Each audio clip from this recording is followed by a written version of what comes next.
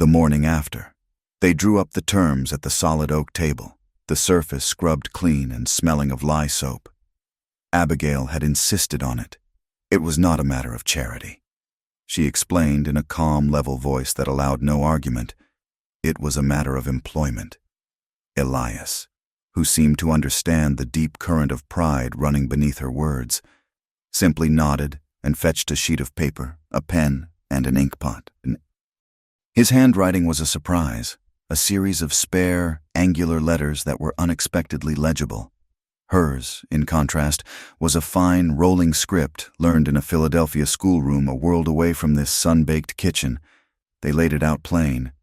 Abigail Bell, housekeeper, duties to include cooking, cleaning, mending, and the maintenance of the kitchen garden. The wage was set at $4 a month, plus room and board.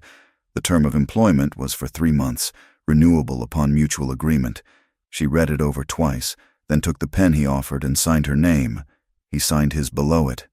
The ink dried almost instantly in the arid air.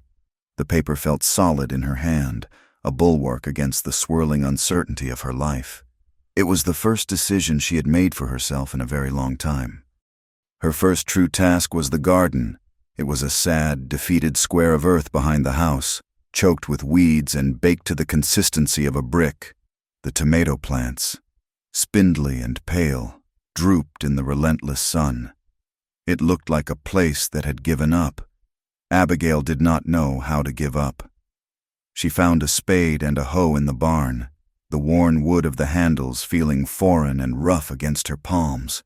The work was brutal. The sun beat down on her head, and sweat traced clean paths through the dust on her face and neck.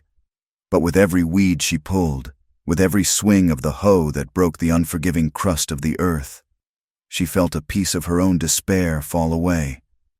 She worked for 3 days. Elias did not offer to help, but he made sure the water buckets by the well were always full. He watched her from a distance as he went about his own chores, his face unreadable. She learned the logic of the land, how the precious water from the hand pump could be coaxed into tiny, life-giving channels that snaked through the rows she had cleared. She drove stakes into the ground beside the pathetic tomato vines, tying them up with strips of cloth torn from a worn-out apron.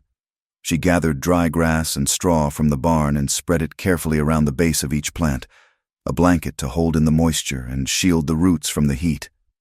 On the 4th morning, she saw it, a tiny speck of new, deep green on one of the tomato leaves. It was a small victory, but it felt as monumental as the mountains that ringed the valley. A rhythm established itself, as natural as the rising and setting of the sun. Elias would be gone before dawn, a silent shape moving through the gray light, riding out to check his fences and the precious water line that was the ranch's lifeblood.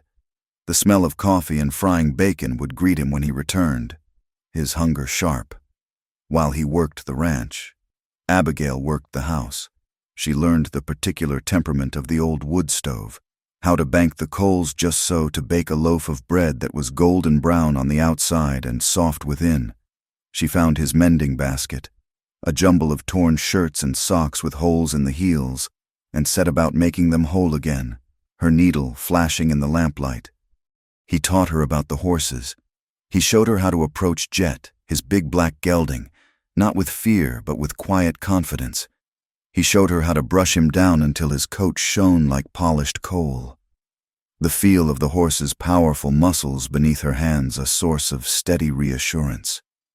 In these small, shared tasks, a language grew between them that did not require many words.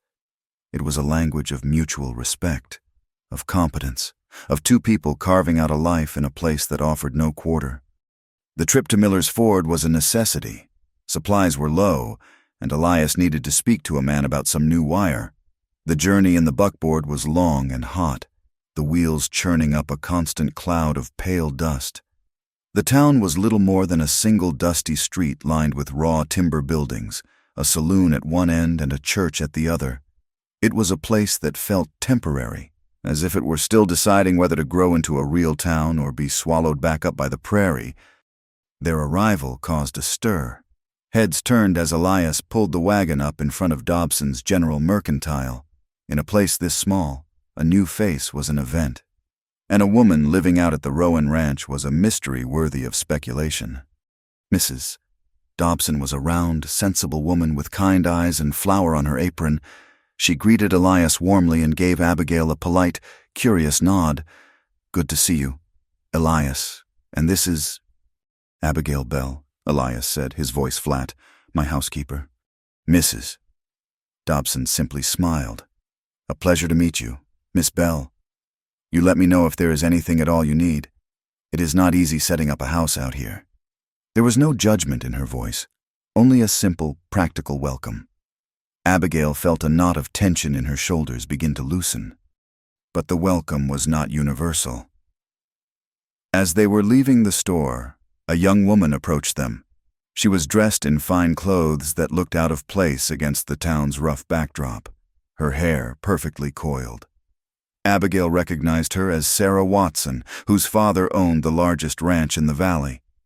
Sarah looked Abigail up and down, a small, dismissive smile playing on her lips. "Well, Elias, I heard you had company." Her eyes lingered on Abigail's plain, travel-worn dress, a housekeeper. She said the word as if it were something distasteful, something to be scraped off the bottom of a boot. Before Abigail could respond, Elias stepped slightly forward. "That is right. Sarah, Miss Bell is my housekeeper." His voice was quiet, but it had a hard edge to it that made Sarah's smile falter. "Is there something you needed?" The girl's face flushed.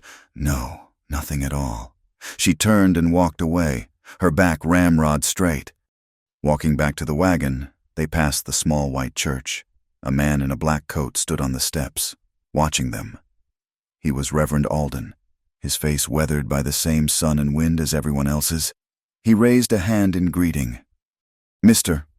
Rowan, ma'am." He came down the steps, his smile genuine. "I hope we will see you on Sunday. Everyone has a place in God's house." He looked directly at Abigail as he said it, his gaze open and without malice.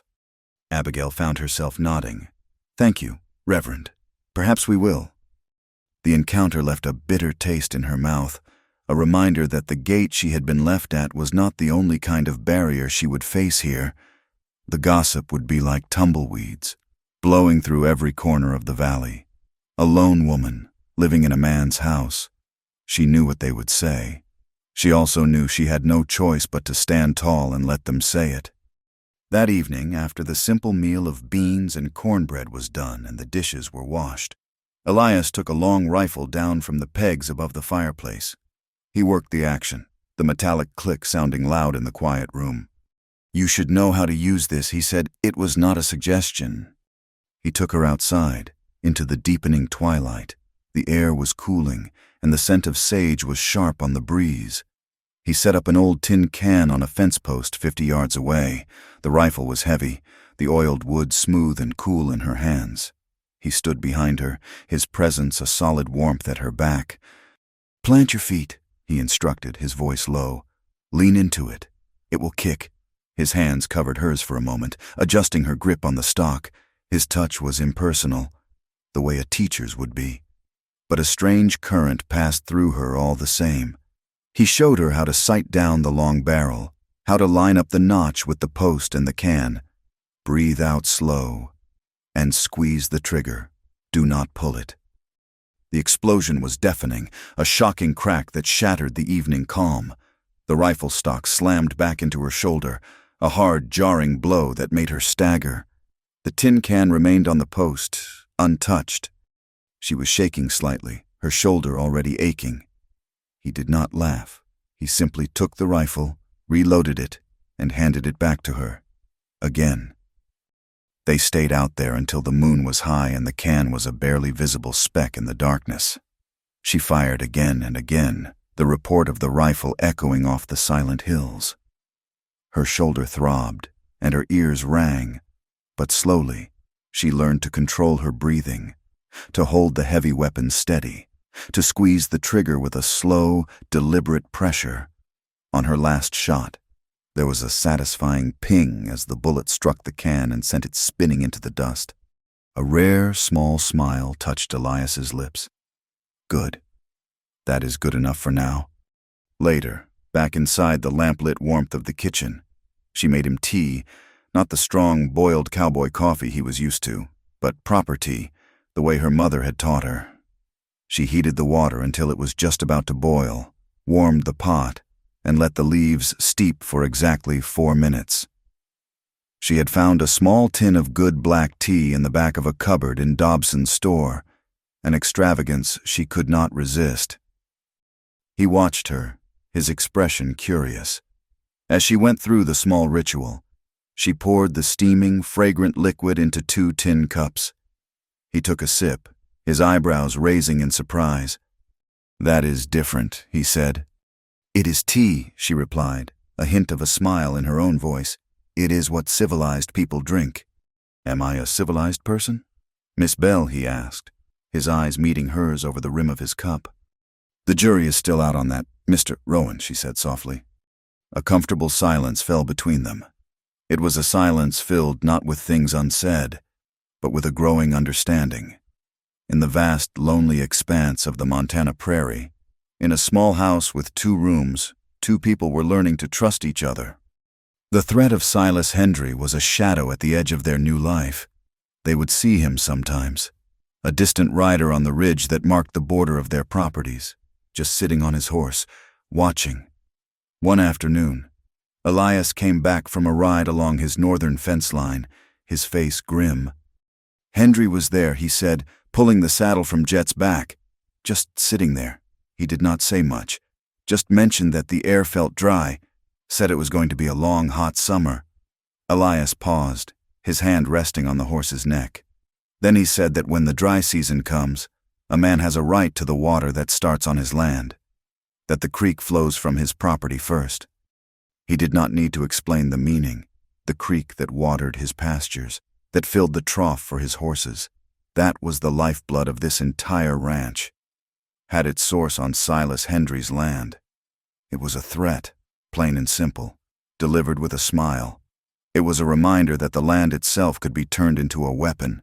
That night, Abigail walked out to her small garden in the moonlight. The leaves of the tomato plants looked almost silver. She knelt and touched the soil near their roots. It was still dark and damp from the water she had given them that afternoon. The plants were small, fragile things in this vast, harsh land. But they were alive. They were growing.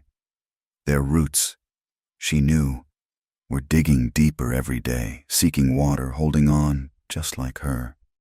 The summer deepened, settling into a rhythm of heat and hard work. The days grew longer. The sun a relentless hammer in a vast, bleached blue sky. Abigail's garden responded to her care. The tomato plants, once pale and spindly, grew strong and dark green, their roots holding fast in the soil she had so carefully tended.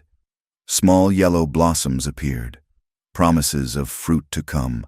Her hands, once soft and pale, were now tanned and calloused, and she wore the marks of her labor with a quiet sense of pride. The house ran with a smooth efficiency it had not known before. The floors were scrubbed, the scent of baking bread was a constant presence, and Elias's mended shirts were neatly folded in a drawer. A routine, as solid and dependable as the mountains themselves, had formed between them. Before the sun was fully up, Elias would be gone, a distant figure on his horse, patrolling the long lines of his fences, his eyes always scanning the horizon, always watchful of the precious, dwindling creek. Abigail would begin her day at the well, the rhythmic squeak of the hand pump a familiar morning song. She learned to groom Jet, to speak to the big horse in a low, soothing voice that he came to recognize. She learned the heft and balance of an axe, splitting kindling for the stove with a growing skill that surprised her. They worked separately for most of the day, 2 solitary figures moving through the vast landscape, yet they were always conscious of each other's presence. The trip to Miller's Ford for supplies became a weekly event. The town, which had at first seemed so rough and intimidating, began to feel familiar. Abigail learned the names of the shopkeepers and the other ranchers' wives who came into town on Saturdays. Mrs., Dobson at the Mercantile always had a kind word for her, asking after her garden and slipping an extra apple into her sack of goods. Even Sarah Watson's attitude began to thaw, her initial scorn replaced by a grudging, curious respect. She would see Abigail loading heavy sacks of flour and feed into the buckboard without assistance, and would offer a stiff, formal nod instead of a sneer. The whispers had not stopped. Of course, Abigail could feel the weight of the town's eyes on her, could hear the questions in the silences, but she held her head high. Her contract with Elias was a shield, her hard work a testament to her purpose. Reverend Alden's invitation to church had been genuine, and one Sunday, Abigail accepted. She put on her best dress, the one she had arrived in, now cleaned and carefully pressed. Sitting in the simple wooden pew, with the sunlight streaming through the plain glass windows, she felt a sense of peace she had not experienced in a long time. The Reverend's sermon was about building a foundation on solid rock, about weathering the storms of life with faith and community. As he spoke, he looked directly at her, and she felt that his words were meant not just for the congregation, but for her personally. After the service, several of the women, led by the Reverend's wife, Ruth, came over to speak with her. They asked her about Philadelphia, about her journey west. Their questions were gentle, born of a genuine curiosity rather than a desire for gossip. For the first time since her arrival, she felt the possibility of belonging. The evenings were a time of quiet companionship. After supper, they would sit on the porch, watching the sky bleed from orange to purple over the mountains. The shooting lessons continued. The rifle no longer felt like a foreign object in her hands. She learned to load it, to clean it, to handle it with a competence that earned a rare nod of approval from Elias. She could now hit the tin can more often than not, the satisfying ping of the bullet striking metal a small affirmation of her growing self-reliance.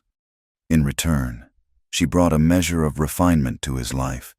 She taught him the difference between boiled coffee and a properly brewed pot. She read to him from a book of poems she had found tucked away in Dobson's store, her voice soft in the lamplight as she shared verses about a world of green hills and gentle rains, a world so different from their own. One evening, as she was explaining the proper way to make tea, he looked at her with a strange intensity. "You do not belong here, Abigail," he said, his voice a low rumble. "You are a lady. This is no place for a lady." She looked down at her hands, at the calluses and the dirt beneath her fingernails. "I am not a lady anymore. Elias," she said softly, "a lady would not have survived that first day at the gate. I am a woman who works for a living, and this is the place where I live." He was silent for a long time, studying her face in the fading light. "Yes," he said at last, "I suppose it is." The shadow of Silas Hendry was a constant, unspoken presence. His threat about the water hung in the air, as real and oppressive as the summer heat. The creek, which had been a healthy, bubbling stream when she first arrived, was now a sluggish trickle. The grass in the pastures was turning from green to a pale, dusty brown every morning. Elias would ride the boundary line, his face a grim mask, checking for any sign that Hendry had made good on his threat to dam the stream at its source on his property. The drought was no longer a threat, it was a reality. The land grew hard and cracked. The relentless sun baked the moisture out of the earth, out of the air, out of everything. Abigail's garden became a daily battle. She hauled endless buckets of water from the well, rationing every precious drop. She built small shades of burlap over the tomato plants to protect them from the worst of the afternoon sun. The plants were struggling, their leaves curling at the edges, but they were still alive. Their roots, she knew, were deep. The tension in the valley was palpable. Arguments broke out at the Mercantile over the price of feed. Men's faces were tight with worry, their tempers as short as the fuses on old dynamite. The land was unforgiving, and it was pushing them all to their limits. One afternoon, Elias returned from his ride with a look on his face that made her blood run cold. He did not speak, but walked over to the water barrel by the porch and plunged his head and shoulders into it, as if trying to wash away something he had seen. "What is it?" she asked. her voice trembling slightly. He pulled his head out of the water, his hair slicked back, droplets running down his face and into his collar. "It is Hendry," he said, his voice flat and hard. "He has started to build a dam." The words settled between them, heavy and final. It was a declaration of war. Without the creek, the ranch could not survive. The cattle would die, the pastures would turn to desert, and everything Elias had worked for would be gone. "What will you do?" she asked, her heart pounding. He looked out at the parched land, his jaw tight. "I will not let him do it," he said. His voice was quiet, but it held the unyielding strength of the mountains themselves. "This is my land, this is my water, and I will fight for it." That night, a strange stillness fell over the ranch. The air was thick and heavy, and not a breath of wind stirred the leaves on the cottonwood trees. A sense of foreboding hung in the darkness. Abigail could not sleep. She sat on the porch, the rifle across her lap, watching the dark line of the ridge that separated their land from Hendry's. She was no longer the frightened woman who had been abandoned at a gate. She was a woman with a home, a garden, a purpose, and she, too, would fight for it. The roots of the tomato plants were a fragile, tenacious network beneath the baked earth, a symbol of the new life she had built. She would not let it be destroyed. The argument over the dam was never settled. Nature intervened with a fury that made human squabbles seem small and insignificant. The day began with a suffocating stillness. The air, thick with heat and dust, was hard to draw into the lungs. By midday, the sky had taken on a strange, bruised yellow color, and the horizon was blurred by a hazy veil. There was no wind, only a heavy, expectant silence. Then came the lightning. It was not accompanied by rain or even the rumble of thunder, just a single, jagged fork of white-hot energy that stabbed down from the sky and touched the parched prairie grass miles to the north. At first, it was just a wisp of smoke, a tiny smudge against the immense landscape. But then a breeze stirred, a hot, dry breath that was not a relief, but a menace. It whispered through the grass, and the wisp of smoke blossomed into a churning, orange flower. Elias saw it from the corral. He had been watching the sky all day, his instincts on edge. He swore, a low, guttural sound, and vaulted over the fence, running for the house. "Abigail, fire!" She was on the porch, shaking out a rug, and she saw it at the same moment. The flower was growing, spreading, becoming a hungry orange line that was eating its way across the prairie. The wind was picking up now, driving the flames forward with astonishing speed. It was still miles away, but it was coming straight for them. Panic, cold and sharp, seized her for a second. She thought of Philadelphia, of brick buildings and paved streets, of a world where the land did not try to kill you. Then she looked at Elias's face, grim and set, and the panic subsided, replaced by a cold resolve. "The barn," he said, his voice tight. "The horses! Get the door open! I will get the wagon out of the way!" They worked with a desperate, silent efficiency. Elias hitched the buckboard and drove it far out into the already plowed field behind her garden.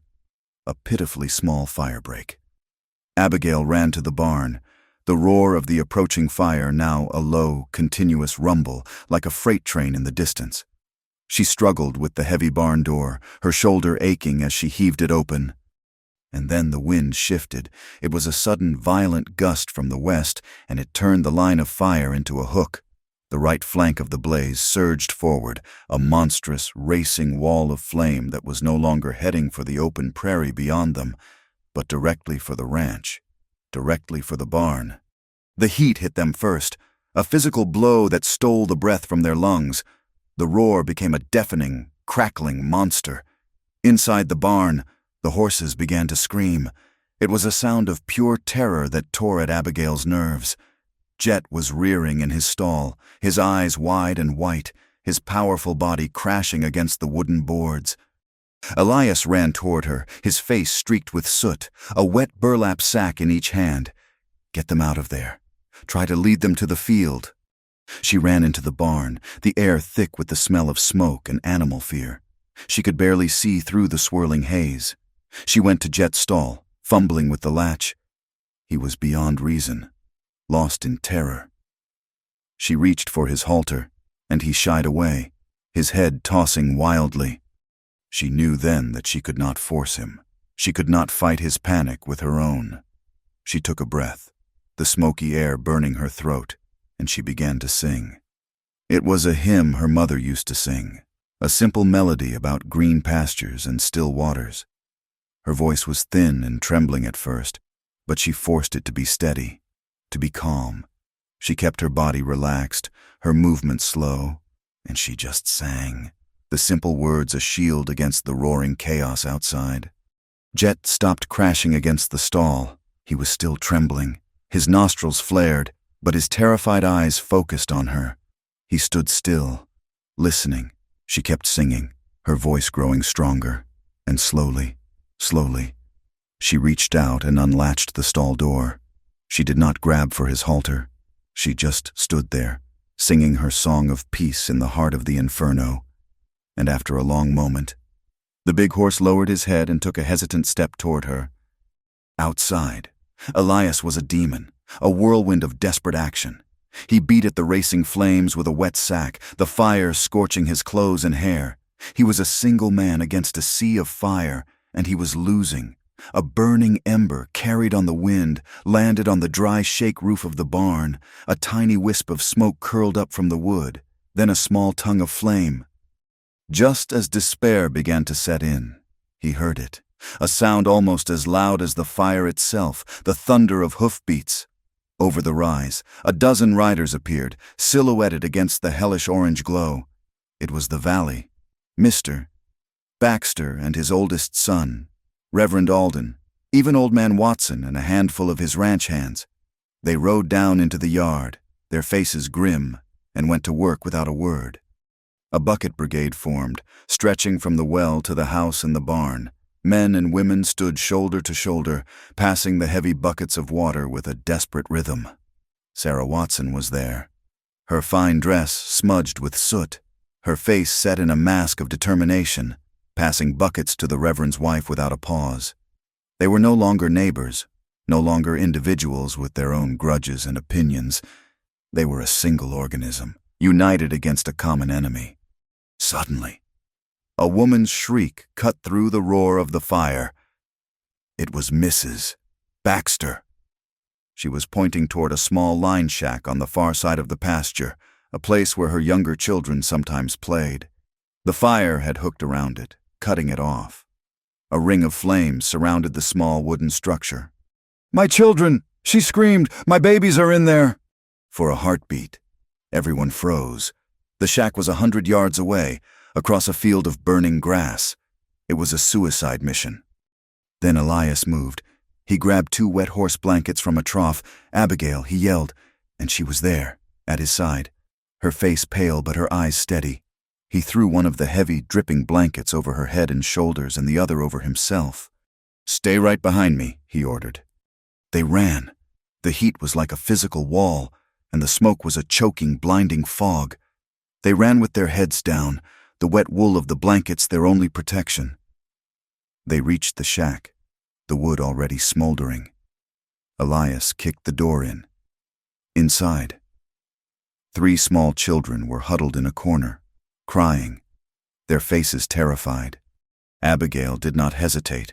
She gathered the 2 smallest, a boy and a girl, into her arms, murmuring to them in the same calm voice she had used with the horses. Elias lifted the oldest boy.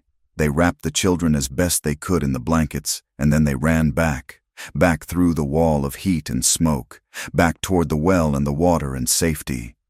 They burst out of the smoke, gasping for air, and delivered the crying, soot-stained children into their mother's arms. A ragged cheer went up from the bucket line, and in that moment, as she stood there, her hair singed, her face black with ash, her dress torn, Abigail Bell was no longer the mysterious housekeeper, the woman of questionable reputation. She was a hero. They fought the fire for another hour, and finally, with the combined effort of the whole valley, they beat it back. They saved the barn, though the roof was badly charred. They saved the house. By the time the sun began to rise, The fire had burned itself out, leaving a vast black scar across the land. The yard was filled with exhausted, soot-stained people. They moved slowly, their bodies aching, but they were alive, and their homes were safe. Sarah Watson approached Abigail, her face smudged, her fine dress ruined. She looked at Abigail, and for the first time, there was no scorn in her eyes, only a deep, humbling respect. "Thank you," she said, her voice hoarse. "What you did for the Baxter children." She could not finish.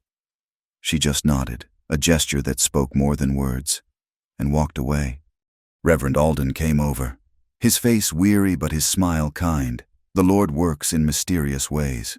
"Miss Bell," he said, "you have a great strength in you. If you ever know of other women, alone and in need of a safe place and honest work, you send them to me. The church will help. We will all help." It was later, after everyone had gone home, after the sun was fully up, casting a grim light on the blackened landscape, that Elias found it. He was walking the perimeter, assessing the damage. The fire had come right up to his fence line before they had turned it back. And there, tangled in the wire of the fence, was a small clump of straw. It was not unusual, except that it was damp, and it smelled faintly of coal oil. It was near the spot where a burning ember could have easily been blamed for the fire jumping to his property. He picked it up, his expression hardening. It was not proof. It was nothing he could take to the sheriff. But he knew this fire had not been started entirely by God. A human hand had helped it on its way. Silas Hendry had been nowhere to be seen during the fire, a fact that had not gone unnoticed. He claimed he had been on the far side of his property and had not seen the smoke until it was all over. Elias knew it was a lie. That evening, he rode to the Baxter Ranch, then to the Watsons, then to every homestead in the valley. He did not speak of the oily straw. He did not speak of Hendry. He spoke of the fire, of the danger they had all faced together. He spoke of the coming winter, of the need to look out for one another. He proposed a night watch, a patrol of 2 men every night to ride the valley and watch for any sign of trouble, be it fire or something else. Everyone agreed. The fire had burned away more than just the grass. It had burned away their isolation, their petty squabbles. In the face of a common threat, they had become a community. As Elias rode home under a sky filled with stars, he felt a new sense of purpose. The valley was his home. These were his people. And he would not let anyone, not Silas Hendry, not even nature itself, take it from them.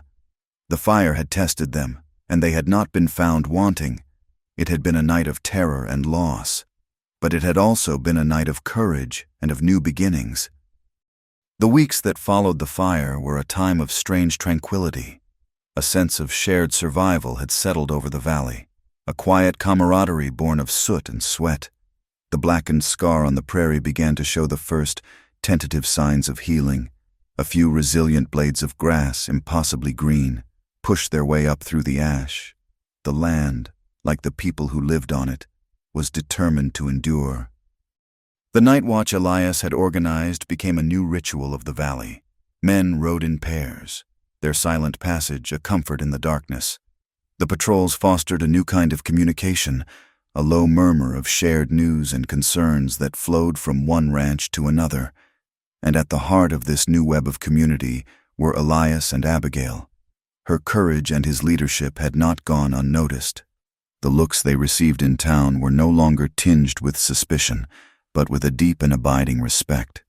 One evening, a month after the fire, the sky finally broke. It was not a storm, not a violent deluge, but a soft, whispering rain, a mizzle that fell straight down from a sky the color of slate. It was a blessing, a gentle washing away of the ash and the dust and the tension. The sound of it on the roof was a soft, steady drumming, a lullaby for a wounded land. They sat on the porch, as they often did, the two of them in their chairs, a comfortable distance between them. The air was cool and clean, smelling of damp earth and wet sage. The rain dripped from the eaves, creating a shimmering curtain around them. For a long time, neither of them spoke. There was no need. The silence was full of the shared memory of the fire, of the fear and the exhaustion, and of the quiet pride in having survived it together.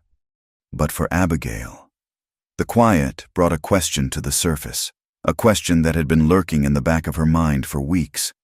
Her 3-month contract as a housekeeper was nearly at its end. The piece of paper that had been her shield, her proof of purpose, was about to become meaningless. She was, once again, facing an uncertain future. She had a place in the community. She had the respect of her neighbors, but she had no real claim to any of it. She was still a woman alone, her presence in this house, in this life, defined by a temporary agreement. She looked out at the rain-slicked yard, at the dark, wet wood of the corral fence. She had built a life here, in this small pocket of the world. She had a garden that was now, after the rain, drinking deeply and preparing to bear fruit. She had a horse that knew the sound of her voice. She had a home, but was it hers? The thought was a cold knot in her stomach. She wrapped her arms around herself, a gesture of unconscious self-protection. The future was a blank, intimidating map. She had come here to be a wife, and that future had been burned to the ground at a dusty gate. She had then become a housekeeper, and that future was about to expire. What was she now? What would she be tomorrow? The freedom she had craved, the right to make her own decisions, suddenly felt like a terrifying burden. "I do not know what I will do," she said, her voice so low it was almost lost in the sound of the rain. She had not meant to speak the words aloud, but they had escaped her, heavy with the weight of her confusion. Elias turned his head, his face unreadable in the deep twilight. "What do you mean?" She took a shaky breath. "The agreement, our contract, it is almost over. I need to think about what comes next." She tried to keep her voice steady, businesslike, but it wavered. "I need to make a plan, but Her voice broke on a whisper. "I have to start somewhere, and I do not know where. Where do I even begin?" The question hung in the damp air between them, a small, desperate admission of her fear and her loneliness. Elias did not answer with words. He rose from his chair and came to stand before her. He reached down and took her hand, his calloused fingers gently enveloping hers. She thought he meant to help her up, to offer some gesture of comfort. But he did not. Instead, he drew her hand to his chest and pressed her palm flat against the rough fabric of his shirt. Beneath her hand, she felt it, the slow, solid, steady beat of his heart. It was a rhythm as constant and as dependable as the turning of the earth. It was the rhythm of life itself, strong and calm in the quiet of the evening. He looked down at her, and in the dim light she could see a vulnerability in his eyes she had never seen before, a deep and profound sadness mixed with a fragile hope. "Anywhere," he said, his voice a low, rough whisper that was for her alone. "You can begin anywhere you want, Abigail, as long as it is forever near." The words, the touch, the steady beat of his heart beneath her palm, it all combined to steal the breath from her lungs. Forever. It was a word of immense weight, a word of terrifying promise. It was the word that had been a lie on Silas Hendry's lips, and she flinched from it, a part of her wanting to pull her hand away, to retreat back into the safety of her carefully constructed independence. But his grip was gentle, not possessive, and his eyes held no deception. He saw the fear in her face, the conflict in her eyes. He understood. He let out a long, slow breath. "There was someone before," he said, his gaze shifting to a point somewhere out in the rain-shrouded darkness. "A long time ago. Her name was Mary." He spoke as if he were unearthing old bones, the words coming slowly, painfully. "We were married 3 days. I was young, full of fire and vinegar. The war was starting. I signed up with the cavalry. Thought I was going to be a hero." A bitter, self-mocking smile touched his lips for a fleeting second. "I rode off to save the Union. 3 weeks later, I got a letter. There was a fever, diphtheria. It took half the town. It took her." He fell silent. and the only sounds were the rain and the steady, heavy beat of his heart. "I was a soldier for 4 years," he continued, his voice barely audible. "I saw men die in ways you cannot imagine. I lived when better men did not. And when it was all over, I came home, but she was not there. The hero came home, but I had not been there to hold her hand. I had not been there to fetch the doctor. I had been off playing with guns while she was dying." He looked back at her then, and the raw pain in his eyes was a physical thing. "I have been alone ever since. Abigail, I made this ranch. I made this life, and it was enough. Or I told myself it was enough, but it was always empty." He gently squeezed her hand, which was still pressed against his chest. "I am not a man for fancy words. I do not know how to court a lady, but I know what I feel. And I know that this house has not felt empty since the day you arrived. I know that I do not want it to be empty ever again." Tears were blurring her vision. Tears for the young man who had lost his bride, for the lonely soldier who had carried his guilt for so many years. She understood now the source of his silence, the reason for the walls he kept around himself. But his words also stoked the embers of her own fear. A future offered, a life laid out. It felt too much like the arrangement she had fled, too much like a decision being made for her. She had fought so hard for the right to choose her own path. "Elias," she whispered, her voice thick with emotion. I cannot be an arrangement. I cannot be a solution to an empty house. My life, it has to be my own choice." He nodded, a deep understanding in his eyes. He released her hand and took a small step back, giving her space. The warmth of his touch lingered on her skin. "I know," he said softly. "This is not a contract, Abigail. This is not me telling you what your future will be. This is me asking. This is me hoping. The choice is yours. It will always be yours.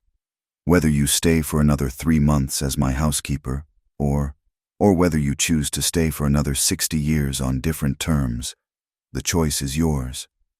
He stood there, a silhouette against the rainy darkness.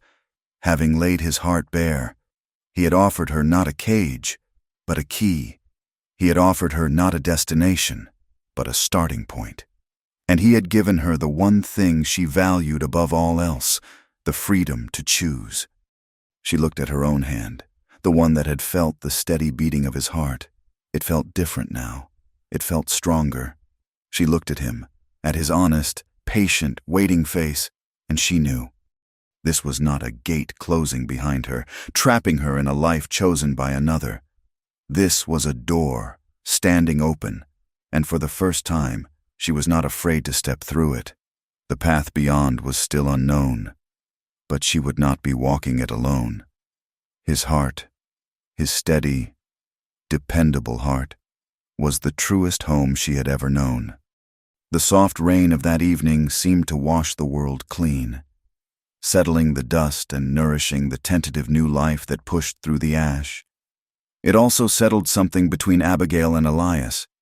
The space between their chairs on the porch had vanished, not in a physical sense, but in an emotional one. The unspoken questions had been answered. The unspoken fears had been named. A quiet understanding now flowed between them, as steady and life-giving as the rain itself. They had not defined what they were to each other, not with labels or promises that felt too much like the shackles of the past. Instead, they had simply chosen to face the future from the same patch of ground, their roots intertwined beneath the surface. This new peace was a fragile thing, and it was shattered 2 weeks later by the arrival of a ghost, not a spirit, but something far more tangible and, in its own way, more frightening, a ghost from her old life in Philadelphia. It came in a hired conveyance from the nearest railhead, a covered carriage that looked impossibly fine and ridiculously out of place as it rattled up the dusty track to the ranch. Its polished black panels were coated in a fine layer of prairie dust, and its springs groaned in protest at the rutted road. Elias was in the corral, working with a young colt, and Abigail was in her garden, staking the now thriving tomato plants, when the carriage pulled to a stop in the yard. A driver in a dusty coat hopped down and opened the door.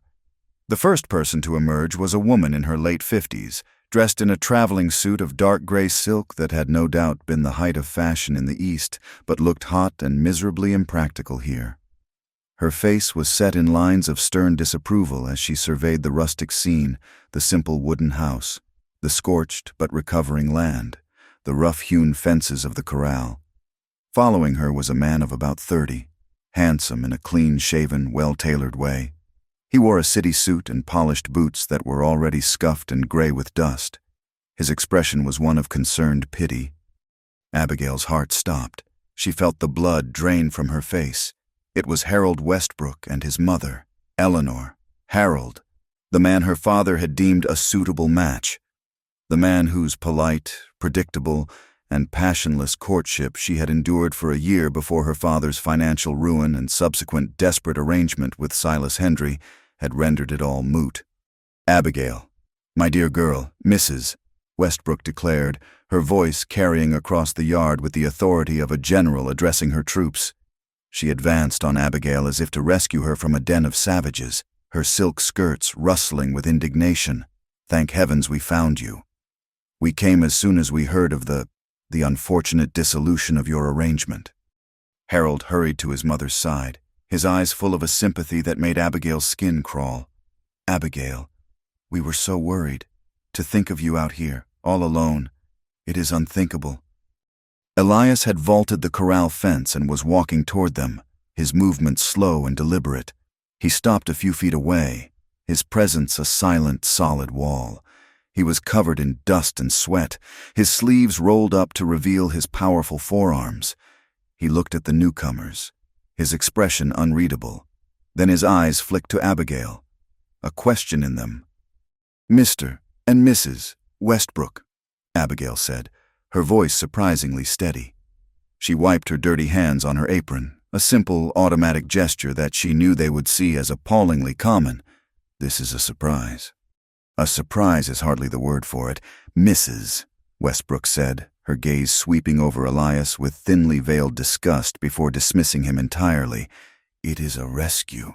We have come to take you home, child, back to civilization, where you belong." She ushered them inside, into the main room of the small house. The Westbrooks looked around at the simple, functional space, the scrubbed pine table, the stone fireplace, the shelves of practical crockery as if they were inspecting a particularly squalid museum exhibit. Elias followed them in, closing the door behind him and leaning against it, his arms crossed over his chest. He did not speak, but his presence filled the room. "We have made all the arrangements," Harold said, stepping forward and taking her hand. His own was soft and cool. "We have your ticket for the train. We will leave in the morning. You need not spend another night in this place." Abigail gently pulled her hand away. She looked down at her own fingers, at the calluses on her palms and the dirt etched into the lines of her skin. She held them up for a moment, for him to see. "These hands, Harold, belong here. They know how to pull weeds and bake bread and calm a frightened horse. I am not sure they remember how to hold a teacup properly anymore." A faint, dry smile touched her lips. The wit the outline had called for surfaced, a defense she had not known she possessed. "Besides, the dust here is quite stubborn. I doubt your mother's silk would ever recover." "Mrs." Westbrook drew herself up. "Offended. This is no time for levity. Abigail, your reputation is in tatters. A young woman of your breeding, living unchaperoned in the home of a complete stranger." She shot another withering glance at Elias. "It is a scandal. We are here to put an end to it." "There is no scandal." "Eleanor," Abigail said, her voice firm. She was no longer the frightened girl who had been cowed by this woman's disapproval in Philadelphia drawing rooms. "I am employed here. I am Mr. Rowan's housekeeper." A housekeeper, Harold scoffed, a look of genuine disbelief on his face. "You, Abigail, the daughter of Thomas Bell, reduced to being a servant. This is precisely why we came. I am here to offer you my protection. I am here to offer you my name. I am here to make you my wife." It was the proposal she had once been expected to accept, the future that had once been laid out for her. It was safe, It was respectable. It was everything she had been raised to want. And as she stood there, in the middle of her simple, hard-won life, it sounded like a prison sentence. She looked from Harold's earnest, pleading face to Elias's quiet, watchful one. Elias had not moved. He was letting her fight her own battle, trusting her to win it. And in that trust, she found all the strength she needed. "No, Harold," she said, and her voice was clear and strong, without a trace of doubt. "I thank you for your concern. I truly do. But my answer is no." "But, why?" he stammered. "This life, it is not for you. Look at this place. Look at what you have become." "I have become a woman who knows her own mind," Abigail said, turning to face him fully. "I have become a woman who can stand in a burning field and not run. I have become a woman who can make a home out of dust and determination. The woman you knew in Philadelphia, she is gone. I am grateful for what I have here. I am grateful for my work, and I am grateful for the protection of a good and honorable man." She glanced at Elias, a silent communication passing between them. "I am not in need of rescuing. Mrs. Westbrook's face was a mask of fury. "You would choose this squalor, over a respectable marriage, over your family, over your duty." "I am choosing myself," Abigail said simply. "For the first time in my life, I am staying." There was nothing more to be said. The Westbrooks' defeat was total and absolute. They retreated in a flurry of offended dignity, refusing her offer of water or food. They climbed back into their dusty carriage, and without a backward glance, rattled away down the track, taking her old life with them. Abigail stood on the porch, watching until the carriage was just a speck in the distance. A profound sense of release washed over her. She had faced her past, and she had not flinched. She had made her choice. Elias came to stand beside her. He did not touch her, but she could feel the warmth of him, the solid, reassuring strength. "You were fine," he said. It was not a compliment, but a simple statement of fact. "Yes," she said, a real smile spreading across her face. "I suppose I was." They were still standing there an hour later when another rider approached. It was Sheriff Brody, his badge glinting in the afternoon sun. He reined in his horse, his expression grim. "Afternoon. Rowan." "Miss Bell," he said, touching the brim of his hat. "Saw the fancy carriage leaving. Figured I should ride out, make sure everything was all right." "Everything is fine, Sheriff," Elias said. "Just some old acquaintances from back east." The sheriff nodded, but his face remained serious. "Well, I am glad to hear it, because I am afraid I have some other news. It is about Silas Hendry." Abigail felt a knot of apprehension tighten in her stomach. "What has he done?" "Well, it seems your situation, Miss Bell, was not unique," the sheriff said, shifting in his saddle. "We have had 2 other women come forward in the last month. Same story. Hendry sends for them as mail-order brides, takes their money for the travel fare, a considerable sum. Then, when they get here, he finds some reason to turn them away at the gate, just like he did with you. Claims they are not what he was promised, or that he has simply changed his mind, pockets their money and sends them packing with nothing." Abigail was stunned. The humiliation she had felt had not just been cruel, it had been part of a calculated, predatory scheme. "The latest one arrived yesterday," the sheriff continued. "A young girl, barely 20. Name of Alice Thornton. She is all alone. Not a penny to her name. The Reverend and his wife have taken her in for now, but, well, you can imagine she is terrified." "Can you not arrest him?" Elias asked, his voice low and dangerous. The sheriff sighed, pushing his hat back on his head. "That is the damnable thing. It is a dirty business. But the law is murky on these things. It is his word against theirs. He claims it is a simple breach of a personal agreement. We can charge him with fraud, but it is a minor offense. He will pay a fine, and that will be the end of it. It will not stop him, and it will not help that poor girl at the church." He shook his head in frustration. "I just thought you should know." He tipped his hat again and rode off, leaving a heavy silence in his wake. Abigail looked at the scorched land, then at the small, sturdy house that had become her sanctuary. She thought of that first day, of her own terror and despair, and she thought of the young woman, Alice, huddling in the church, facing that same abyss of fear alone. She turned to Elias, her mind made up. "We have a spare room," she said. It was not a question. He looked at her, and a slow, understanding smile spread across his face. He had known what she would say before she said it. "Yes," he said, "we do." Without another word, he walked to the barn and began to saddle Jet. "I am riding into town," he called over his shoulder. "I will tell the Reverend we are coming for her in the morning, and I will stop by the boarding house. I will pay for her first month's lodging, just until she gets on her feet. She does not need to know where it came from." Abigail watched him go, her heart swelling with a feeling so powerful it almost overwhelmed her. They were no longer just two people sharing a house. They were a partnership. They were becoming what the valley already saw them as: a place of refuge, a point of stability in a harsh and uncertain world. Silas Hendry's hatred would surely deepen after this. But she was not afraid. They had faced fire and drought and ghosts from the past. Together, they would face whatever came next. Their home was no longer just a house with 2 rooms. It was becoming a haven, its doors ready to open for the next lost soul who arrived at the gate. The autumn that followed was a season of quiet miracles. The land, nourished by the late summer rains and healed from its fiery trial, yielded a surprising bounty. Abigail's garden produced a riot of red tomatoes, and the pastures, once brown and brittle, were covered in a thick carpet of new grass. Alice Thornton settled into the small spare room, her initial terror slowly receding, replaced by a quiet competence. She was a quick learner, and under Abigail's gentle guidance, she found a sense of purpose in the rhythms of the ranch.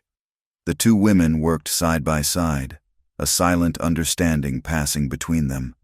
2 survivors who had found sanctuary in the most unlikely of places. The change in Abigail was subtle at first. A new languor in her movements in the morning, a sudden distaste for the smell of frying bacon, a new and profound depth in her eyes when she looked out at the vast horizon. Elias noticed before she spoke of it.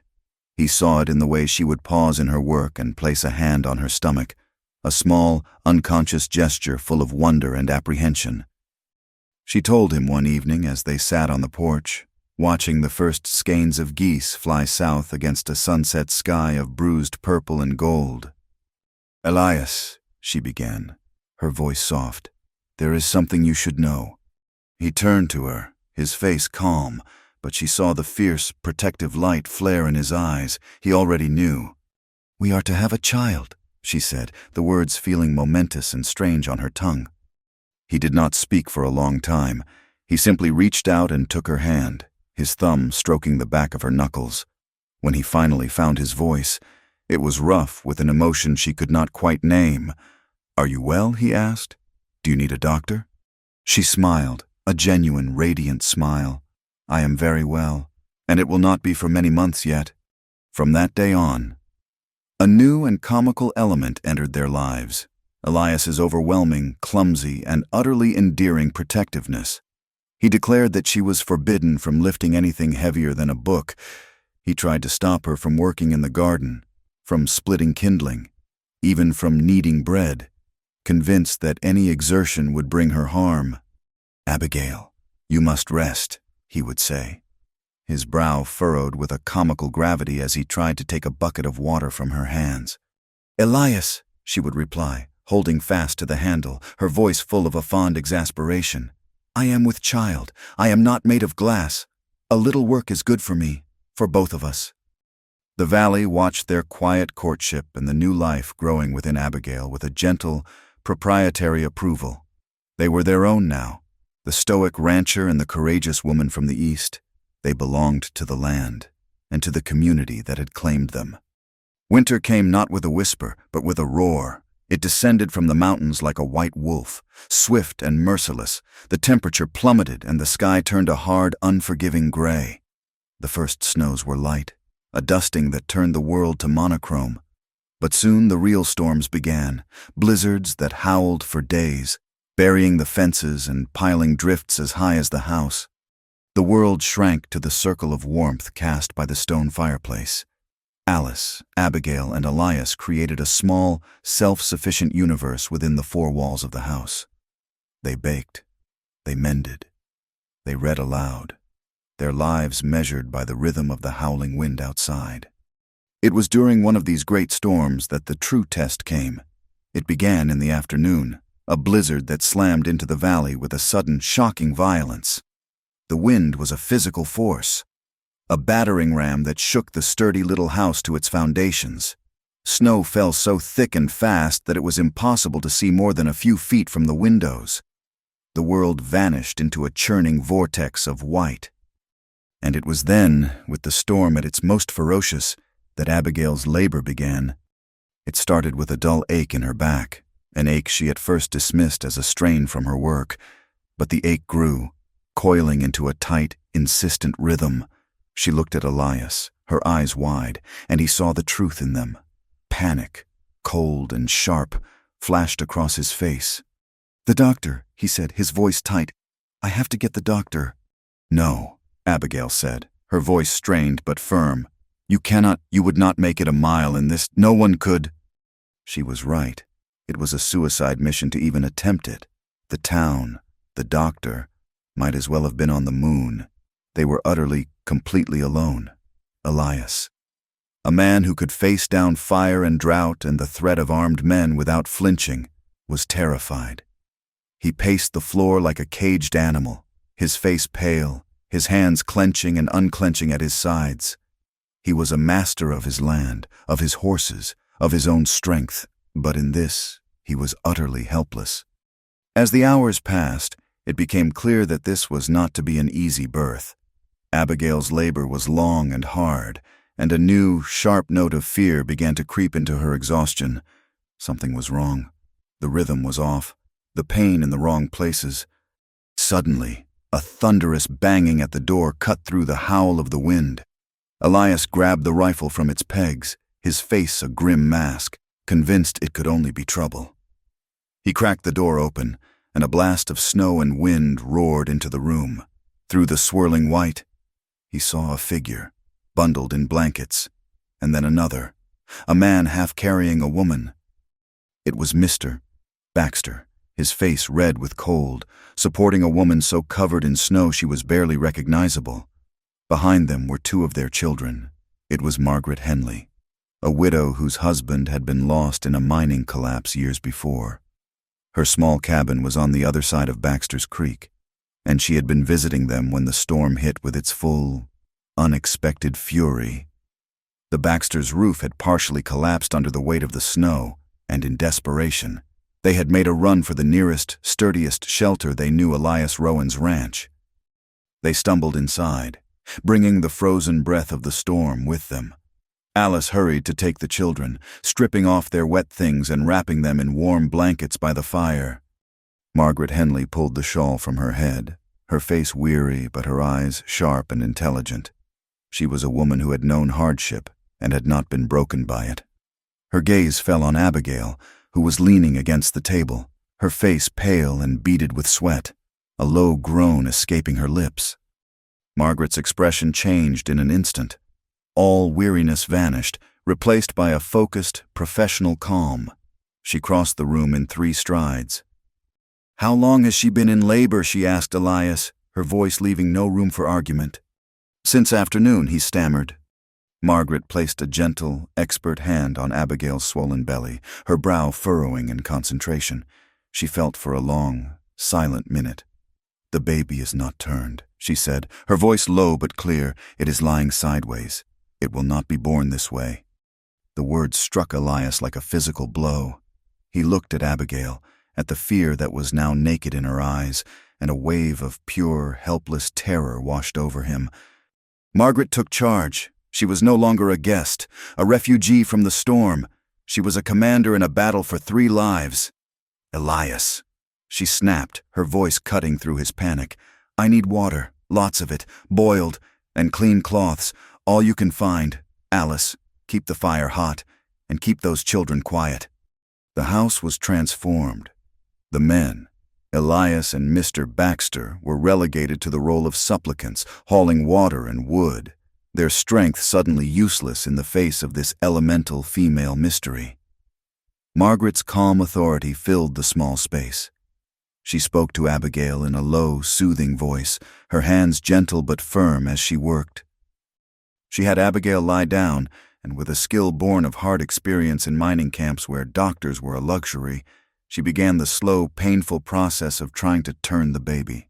The wind howled outside, a raging chorus to the quiet, desperate drama playing out within. A single lantern cast long, dancing shadows on the walls, a fragile beacon of hope against the overwhelming darkness. Hours passed. It was a battle of will, of strength, of endurance. Abigail's world narrowed to the sound of Margaret's voice, the feel of her hands, the waves of pain that threatened to drown her. Elias stood in the shadows, his knuckles white, praying in a way he had not prayed since the war, a silent, desperate appeal to a God he was not sure he still believed in. And then, just as it seemed that Abigail's strength would give out entirely, Margaret gave a low cry of triumph. There, the head is down.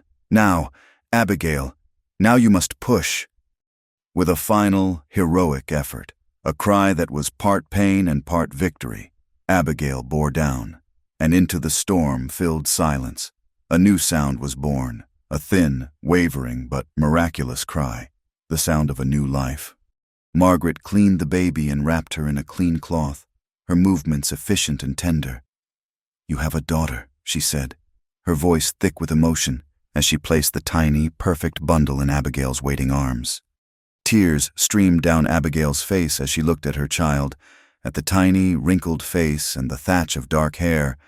Elias came forward, his movements hesitant, as if he were afraid to approach something so sacred.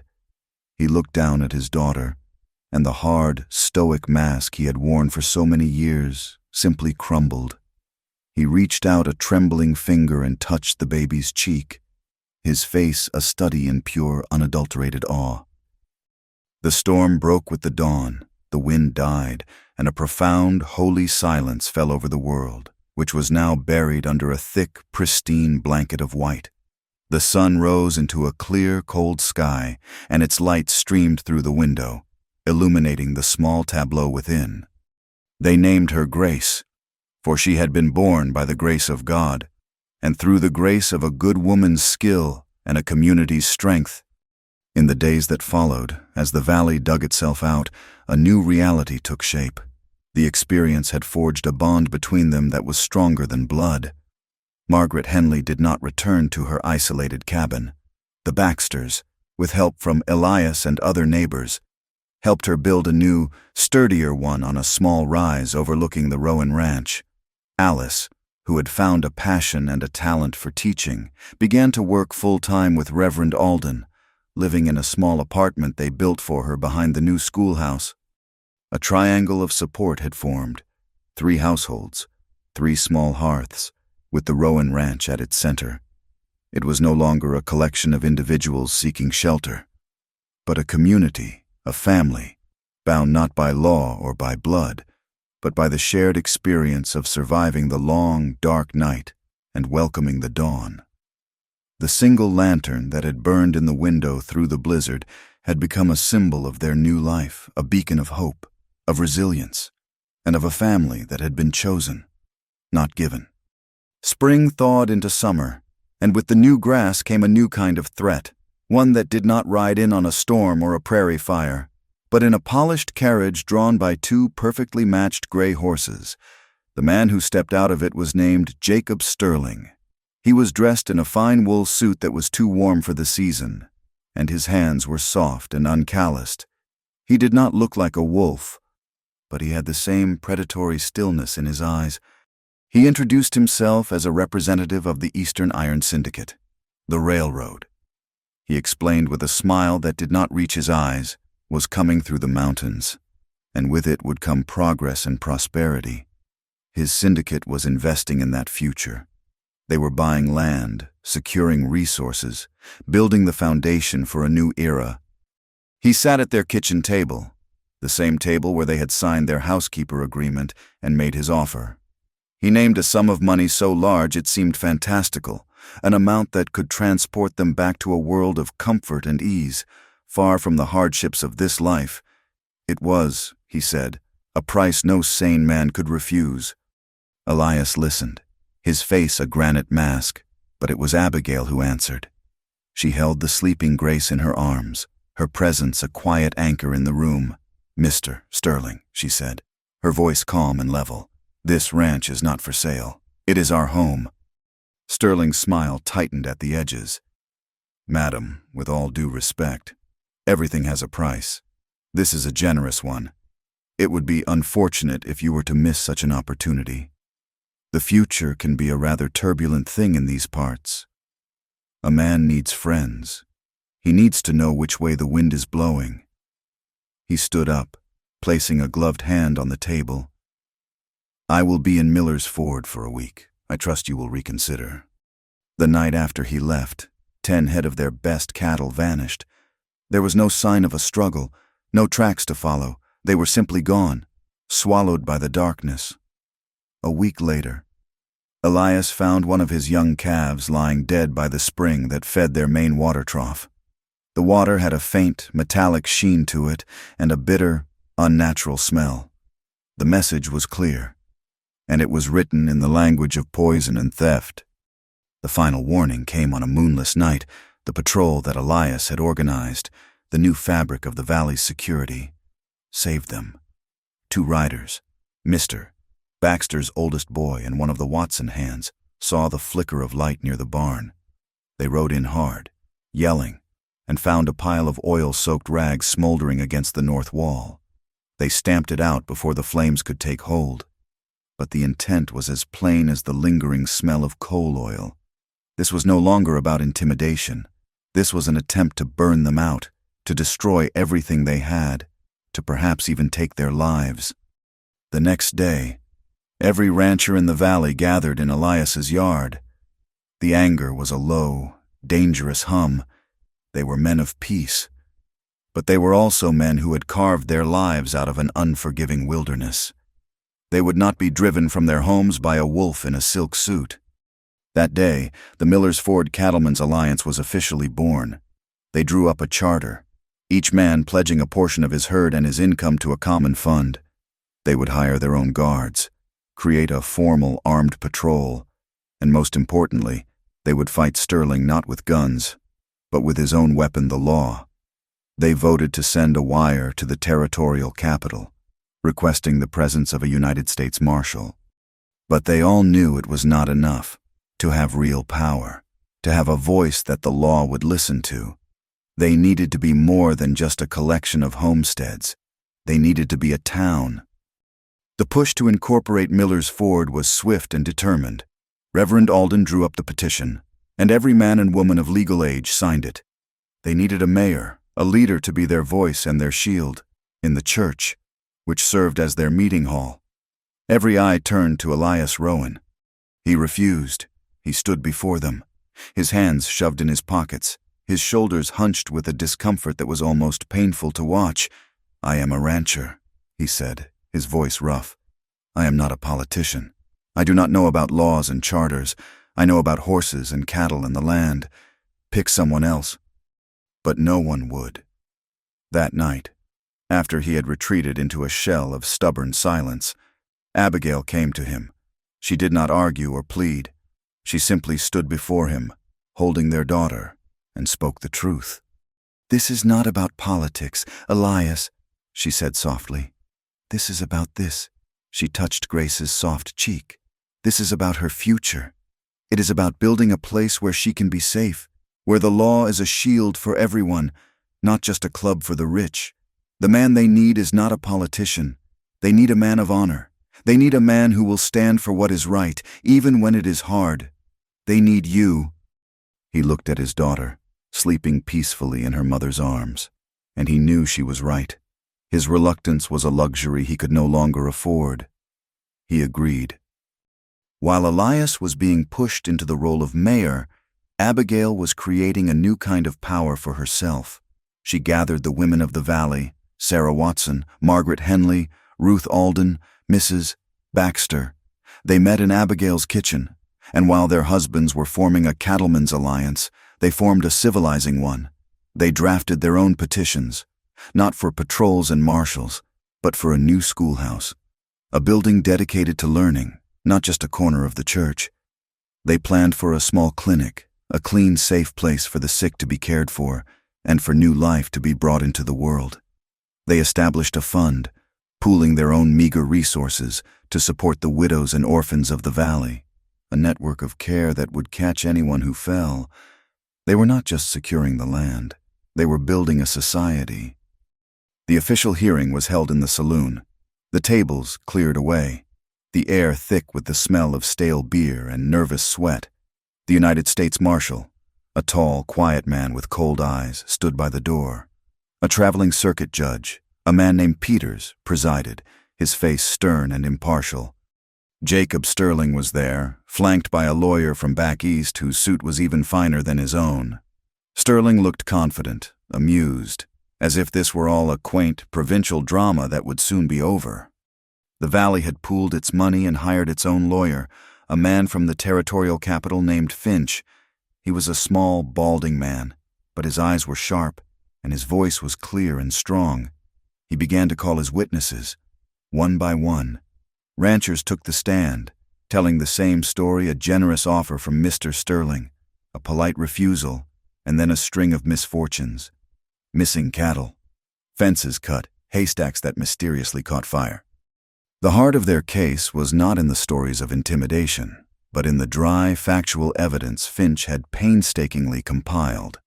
He produced copies of land deeds from the territorial office, dozens of them, all recently filed by men no one in the valley knew. He then produced evidence that these men were nothing more than names on a page, shell corporations that all traced back to a single entity, the Eastern Iron Syndicate. He had found a junior clerk in the land office who, for a small bribe, had been fast-tracking these fraudulent claims. The final piece was the water. Finch proved that Sterling had been secretly buying up water rights upriver, using proxies and backroom deals, planning to choke off the entire valley and force them to sell for pennies on the dollar. Silas Hendry, it turned out, had been nothing more than a small, vicious pawn in a much larger, more ruthless game. Sterling's lawyer objected and protested, but Judge Peters listened to it all, his expression growing more and more grim. The final witness was Abigail. She walked to the stand, her back straight, her head held high. She did not speak of the fire or the poison. Finch simply asked her to recount the day Jacob Sterling had come to her home. She looked directly at Sterling, her gaze unwavering. "He sat at my table," she began, her voice clear and carrying to every corner of the room, "and he offered us money for our home. When we told him it was not for sale, he told us that the future was a turbulent thing. He told us it would be unfortunate if we were to miss our opportunity." She paused, letting the words hang in the air. "He was not buying land, Your Honor. He was threatening our family. He believed that our home, our life, our daughter's future was all for sale. He believed that our courage could be bought and that our fear could be used to drive us away. He was wrong." She said nothing more. She did not need to. Her quiet dignity, her unshakable resolve was more powerful than any legal argument. Judge Peters brought down his gavel. He could not press criminal charges against Sterling. The man had covered his tracks too well. But he did what he could. He declared all the fraudulent land claims null and void. He issued a permanent injunction against the Eastern Iron Syndicate, barring them from purchasing any land or water rights in the valley, directly or indirectly. And the marshal made it very clear to Sterling that if so much as a single fence post was mysteriously broken from that day forward, he would be the subject of a federal investigation. Jacob Sterling left the valley that day, his face a mask of cold fury.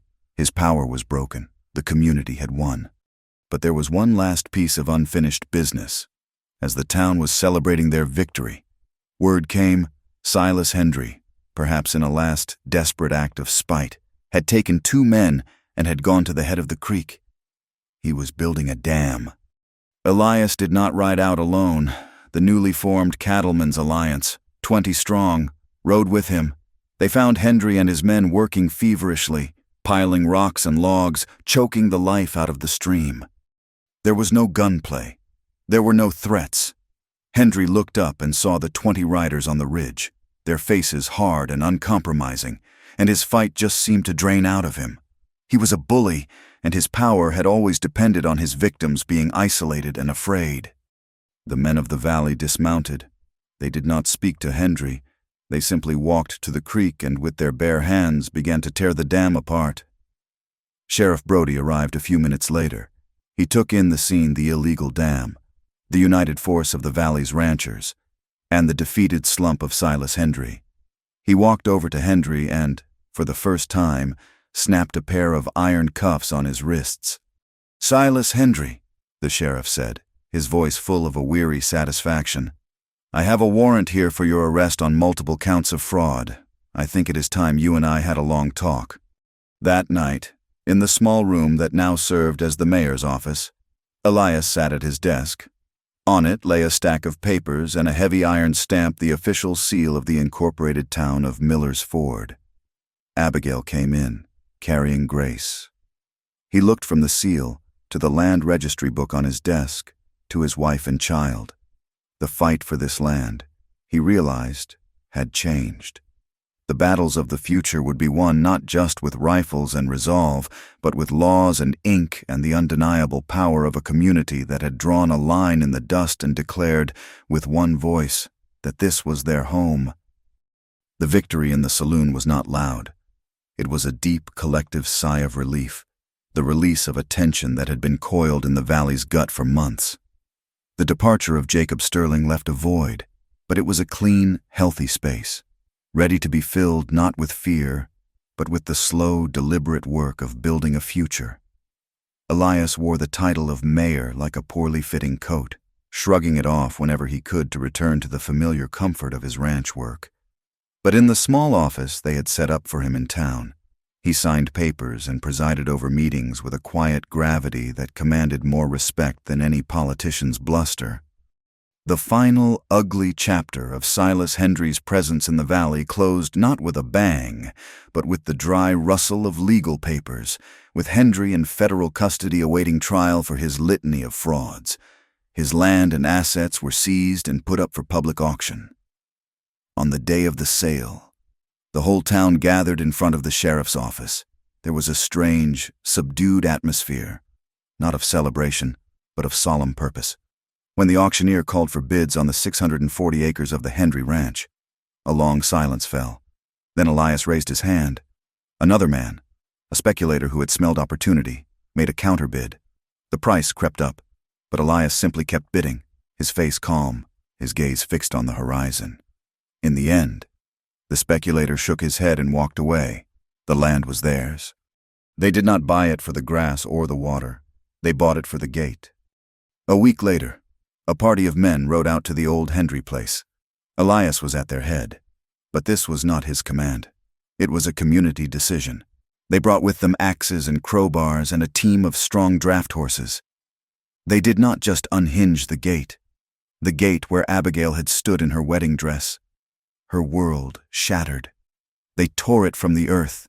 They broke the weathered gray posts and splintered them into kindling. They pulled down the adjacent fences, erasing the line that had for so long signified exclusion and cruelty. And in its place, they began to build. The men of the valley, working side by side, raised the frame of a new, larger schoolhouse, where the gate of shame had stood. A welcoming door now took its place, and next to it, they built a small, clean, 2-room clinic. The project Abigail's Women's Committee had dreamed of through the long winter. They had even found a doctor. Word of the growing, respectable town of Miller's Ford had reached the territorial capital, and it had attracted the attention of a woman named Elizabeth Garrett. She was a doctor, a graduate of one of the few medical colleges in the East that would accept women, and she was looking for a place where her skill would be valued more than her gender. She arrived on the stagecoach one afternoon, a small, no-nonsense woman with a steady hand and eyes that saw everything. She looked at the new clinic, at the determined faces of the women who had willed it into being, and she knew she had come to the right place.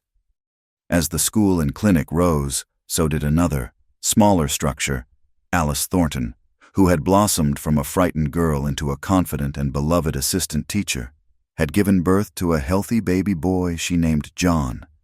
She had no husband, no family to speak of, but she was not alone. The men of the valley, in their spare hours, raised a small, sturdy cabin for her on a plot of land not far from Margaret Henley's. It was a home of her own, built by the hands of the community that had become her family. A new geography of care had been established. The three households, Abigail and Elias's ranch, Margaret's cabin, and now Alice's small home, formed a triangle of mutual support. A network of women who had all known loss and hardship, who now stood as a bulwark against the loneliness of the prairie. They shared childcare. They tended a large communal garden. They were a living testament to the idea that family was a thing you built, not just a thing you were born into. The railroad came. Just as Jacob Sterling had promised, it sliced through the pass in the mountains, a noisy, smoke-belching serpent of iron and steam, and it brought the world with it. New faces, new goods, new ideas poured into Miller's Ford. The town grew, new businesses opened, a proper hotel, a second mercantile, a blacksmith who could shoe a horse and fix a steam engine with equal skill. With the growth came temptations. Men with slicked-back hair and diamond stick pins arrived, smelling of easy money. They wanted to open gambling halls, dance halls, saloons that were more than just a place for a quiet beer. They saw a boomtown, a place to fleece the railroad workers and the ranchers. But Mayor Elias Rowan, backed by a town council made up of men like Mr. Baxter and Reverend Alden, and supported by a unified chorus of the valley's women, met them at the new town hall. They had seen the wolf in a silk suit before, and they were not impressed. The answer was a quiet, firm, and legally binding no. Charters were drawn up. Ordinances were passed. Miller's Ford would be a town for families, for commerce, for a future built on hard work, not on cards and whiskey. The men with the diamond stick pins moved on, seeking easier prey. The seasons turned. The scar from the fire was now completely gone, replaced by a sea of grass that waved in the wind. Grace took her first steps, her small hand clutching Elias's calloused finger. The valley settled into a rhythm of peace and prosperity, a peace that had been earned in fire and snow and the quiet courage of ordinary people. One evening, as the first snow of the next winter began to fall, they were all in the main room, gathered around the fire. The world outside was vanishing into a soft, silent whiteness. Elias was oiling a piece of tack, the familiar, comforting smell filling the room. Grace was asleep in her cradle, and Abigail was reading a book to Alice, who was mending a tiny shirt for her son John. A perfect, peaceful domestic scene, a world away from the chaos that had first brought her here. A soft, hesitant knock came at the door. It was so quiet they at first thought it was the wind, but it came again, a little louder, a little more desperate. Elias put down his work, his expression wary. Trouble rarely knocked so politely, but years of caution died hard. He opened the door. A young woman stood on the porch, dusted with snow, her face pale and frightened in the lantern light. She was clutching a worn carpet bag in one hand and a crumpled piece of paper in the other. She could not have been more than 18. Her eyes were wide with a familiar mixture of hope and terror. I was told to come to this gate," she stammered, her teeth chattering from the cold. She held out the piece of paper. "For Mr. Silas Hendry." Abigail had risen and come to the door. She looked at the girl, a perfect mirror of herself, a ghost of a past she had almost forgotten. She saw the same worn dress, the same desperate hope, the same dawning, devastating realization that she had been betrayed. She put a gentle hand on the girl's arm. She did not look at the paper. She did not need to. She looked into the girl's frightened eyes and gave her a smile of pure, unadulterated welcome. "You have come to the right place," Abigail said, her voice soft and warm. "But things are different here now. Here, we open gates." She stepped back, holding the door wide. Elias, without a word, reached down and took the heavy carpet bag from the girl's trembling hand. He carried it inside and set it by the fire. Abigail put an arm around the girl's shoulders and guided her into the warmth. She looked over at Elias, who was watching her, his face full of a deep and quiet love, and in their shared smile, there was a perfect understanding. They knew, now, what gates were for. Thank you for listening to our story. We would love to connect with you in the comments, so please tell us where you are listening from, and be sure to subscribe to our channel Wild West Night, like the video, and support us further by pressing the hype button to help this tale reach more people.